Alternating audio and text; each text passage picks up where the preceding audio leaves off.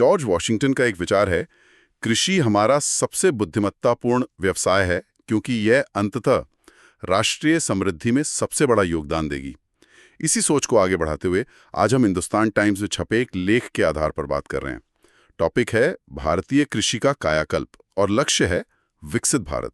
जी बिल्कुल, ये एक बहुत जरूरी चर्चा है। कहाँ हम 1960 में थे, मतलब खाद्य असुरक्षा से जूझ रहे थे। हाँ, वो दौर अलग था। और कहाँ आज 2024-25 में 353 मिलियन टन से भी ज्यादा का रिकॉर्ड खाद्यान्न उत्पादन। और सिर्फ अनाज ही नहीं, डेयरी, पोल्ट्री, मछली पालन सब में बढ़ोतरी हुई है। सही।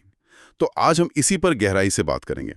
मतलब क्या बड़े बदलाव हुए हैं, क्या मुश्किलें हैं और 2047 तक विकसित भारत के लिए आगे क्या करना होगा। ये टॉपिक आप जानते हैं यूपीएससी एस्पिरेंट्स के लिए तो खासतौर पर महत्वपूर्ण है ही, और आम जानकारी के लिए भी। जी तो चलिए शुरू करते हैं। ये जो कायाकल्प हो रहा है, इसमें सबसे पहले बात करते हैं निवेश की। हाँ, कृषि के बुनियादी ढांचे पर, मतलब इंफ्रास्ट्रक्चर पर काफी जोर दिया जा रहा है ना। बिल्कुल। जैसे वो कृषि अवसंरचना कोष है, AIF, उसका लक्ष्य 1 लाख करोड़ रुपए का है। अच्छा। और फिर PM किसान संपदा योजना है जो सप्लाई चेन और प्रोसेसिंग पर फोकस करती है। तो इसका असर दिख रहा है, मतलब निवेश बढ़ा है। हाँ बिल्कुल।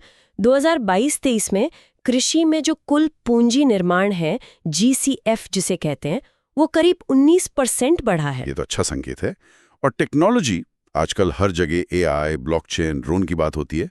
खेती में भी जी तेजी से डिजिटल कृषि मिशन चल रहा है, करीब 2800 करोड़ का बजट है उसका। अच्छा। फिर एग्रीस्टैक है जो किसानों के लिए एक तरह से डिजिटल पहचान जैसा है, और E-NAM यानी ऑनलाइन मंडी वो भी है। हाँ, E-NAM के बारे में तो सुना है। और एक और दिलचस्प बात है, टिकाऊ खेती, मतलब सस्टेनेबल और ऑर्गेनिक फार्मिंग पर भी फोकस बढ़ा है। अच्छा, ऑर्गेनिक फार्मिंग, इसके आंकड़े क्या कहते हैं? मार्च 2024 तक देखें तो करीब 1.76 मिलियन हेक्टेयर जमीन सर्टिफाइड ऑर्गेनिक थी और लगभग 2 गुनी जमीन पर काम चल रहा था उसे बदलने का। तो इसका बाजार भी बढ़ रहा होगा। हाँ, अनुमान है कि 2025 तक भारत का ऑर्गेनिक बाजार 75,000 करोड़ तक पहुंच सकता है। वाह।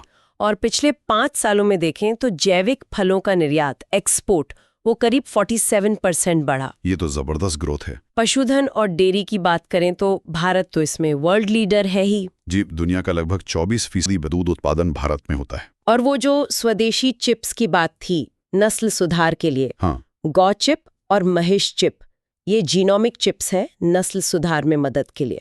अच्छा, और मछली पालन, वो भी एक बड़ा सेक्टर है। बिल्कुल। प्रधानमंत्री मत्स्य संपदा योजना PMMSY, उसका लक्ष्य है कि वित्त वर्ष 25 तक मछली उत्पादन 220 लाख टन हो जाए। और निर्यात? समुद्री खाद्य का निर्यात भी पिछले एक दशक में, मतलब 2014-15 से 2024-25 तक करीब 60% बढ़ा है, लगभग 17 लाख मीट्रिक टन। इसके लिए भी कोई खास फंड है? हाँ, FIDF है, मतलब मत्स्य पालन इंफ्रास्ट्रक्चर डेवलपमेंट फंड। ठीक है। और फूड प्रोसेसिंग, खाद्य प्रसंस्करण? ये भी बहुत तेजी से बढ़ रहा है। उम्मीद है 2025 तक ये करीब 3.5 लाख करोड़ का सेक्टर बन जाएगा। इसके लिए भी सरकारी योजना है जैसे PMKSY? हाँ, PMKSY और PLI स्कीम भी है इसके लिए। और रोजगार भी काफी देता है ये सेक्टर। संगठित मैन्युफैक्चरिंग में करीब 12.5% रोजगार इसी से आता है। अच्छा, इन सब के पीछे रिसर्च का भी तो हाथ होगा। यकीनन। ICAR यानी भारतीय कृषि अनुसंधान परिषद लगातार काम कर रहा है। 2024 में ही उन्होंने 109 नई किस्में जारी की हैं। कैसी किस्में? जो ज्यादा उपज दे, मौसम की मार झेल सके और पौष्टिक भी हो, मतलब बायोफोर्टिफाइड। तो ये सब तो काफी मतलब पॉजिटिव डेवलपमेंट्स हैं, लेकिन अब आते हैं चुनौतियों पर, क्योंकि तस्वीर का दूसरा पहलू भी देखना जरूरी है, खासकर UPSC के नजरिए से। जी बिल्कुल। सबसे बड़ी दिक्कत तो शायद वही है, जमीन का छोटा होना। 85% से ज्यादा किसान छोटे या सीमांत हैं। हाँ, ये एक बुनियादी मतलब स्ट्रक्चरल प्रॉब्लम है।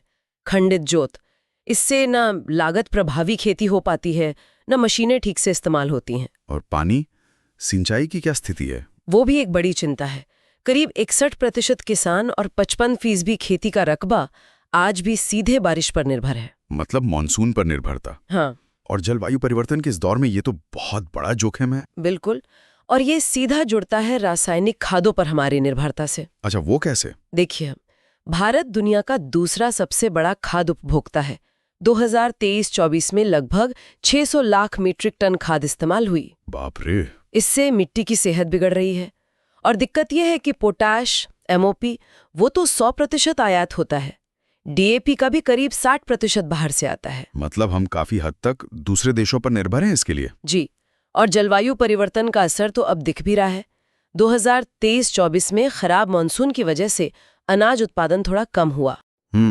एक स्टडी कहती है कि तापमान अगर सिर्फ 1 डिग्री सेल्सियस भी बढ़ता है तो गेहूं की पैदावार 6% तक घट सकती है। ये तो गंभीर बात है। और कुछ संस्थागत दिक्कतें भी हैं, जैसे कर्ज मिलना, एमएसपी वगैरह। हाँ, कर्ज मिलने में भी असमानता है। किसान क्रेडिट कार्ड केसीसी का जो लोन है उसका करीब 47% दक्षिणी राज्यों को जाता है, जबकि वहाँ खेती का रकबा सिर्फ 17% के आसपास है। अच्छा, ये तो काफी असंतुलन है। और एमएसपी, उस पर तो हमेशा बहस चलती रहती है। जी, एमएसपी की खरीद सीमित है, कुछ ही फसलों और कुछ ही इलाकों में ज्यादा होती है। फिर कानूनी गारंटी की मांग है, और ये भी चिंता है कि अगर एमएसपी बढ़ाया तो महंगाई पर क्या असर होगा। और फसल कटने के बाद का नुकसान, पोस्ट हार्वेस्ट लॉस, वो भी बहुत ज्यादा है।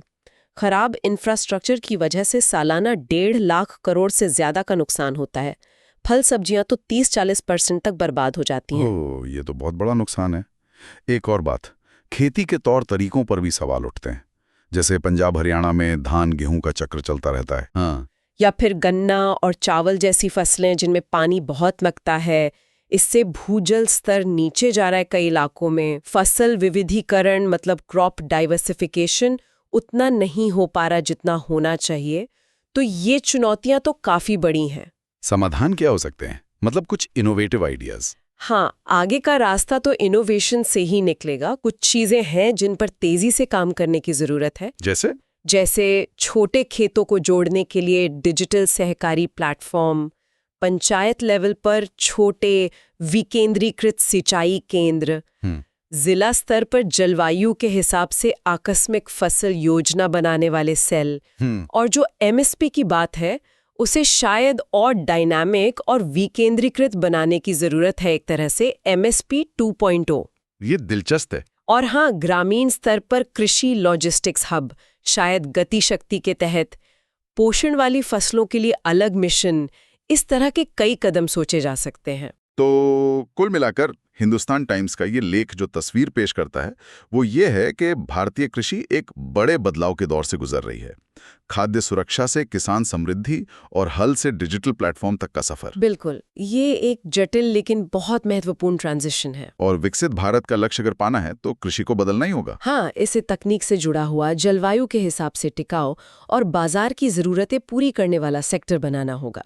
ये मिट्टी और सॉफ्टवेयर का संगम होगा, जहां इनोवेशन भी हो और सबका साथ भी, मतलब समावेशी विकास। बिल्कुल सही कहा।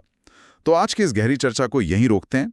उम्मीद है हमारे श्रोताओं को, खासकर यूपीएससी की तैयारी करने वालों को, इससे कुछ जरूरी इंसाइट्स मिली होंगी। जी, अगर आपको ये बातचीत उपयोगी लगी हो तो इसे लाइक करें, हमारे चैनल को सब्सक्राइब करें, और अगर आपके कोई सवाल या विचार हैं तो नीचे कमेंट्स में जरूर लिखें। और जाते जाते एक सवाल मैं भी छोड़ना चाहूंगी सोचने के लिए। जी। जैसे जैसे भारत कृषि में नई तकनीक अपना रहा है, ये सुनिश्चित करना कितना जरूरी है कि इसका फायदा सबसे छोटे, सबसे हाशिए पर मौजूद किसानों तक भी पहुंचे, ताकि विकास सही मायनों में समावेशी हो सके।